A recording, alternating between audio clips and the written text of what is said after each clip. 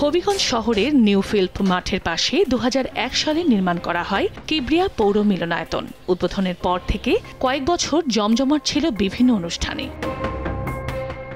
কিন্তু দেখভাল না করায় দিন দিন নষ্ট হতে থাকে মূল্যবান যন্ত্রপাতি। ধীরে ধীরে বন্ধ হয়ে যায় সব সাংস্কৃতিক কর্মকাণ্ড।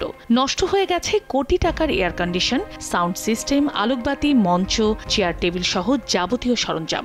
নজরদারি না থাকায় সন্ধ্যার পর বখাটেদের আড্ডা বসে এই মিলনায়তনে। শিগগিরই সংস্কার করে আগের ঐতিহ্য ফিরিয়ে আনার দাবি সংস্কৃতি কর্মীদের। এটা আসলে একমাত্র অবহেলা অযত্নের কারণে আমরা আসলে এটা থেকে বঞ্চিত হচ্ছি। মাদক সেবীদের আড্ডাখানা হয়ে গেছে, জোয়ারিদের আড্ডাখানা হয়ে গেছে।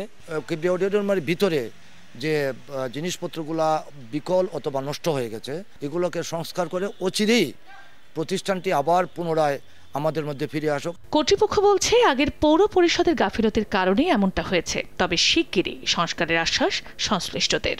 বৃহৎ অর্থায়নের মাধ্যমে পূর্ণভাবে সংস্কার করা না গেলে এটা ব্যবহার উপযোগী হবে না। এজন্যই আমরা মূলত মন্ত্রণালয়ের শরণাপন্ন হয়েছি। যদি সেটি অনুমোদিত হয় তাহলে পূর্ণতমে এই অডিটোরিয়ামের কার্যক্রমটি চালু করা যাবে। ২০০১ সালে কিবরিয়া পৌর মিলনায়তন নির্মাণে ব্যয় হয় ৫ কোটি টাকা। সময় সংবাদ, হবিগঞ্জ।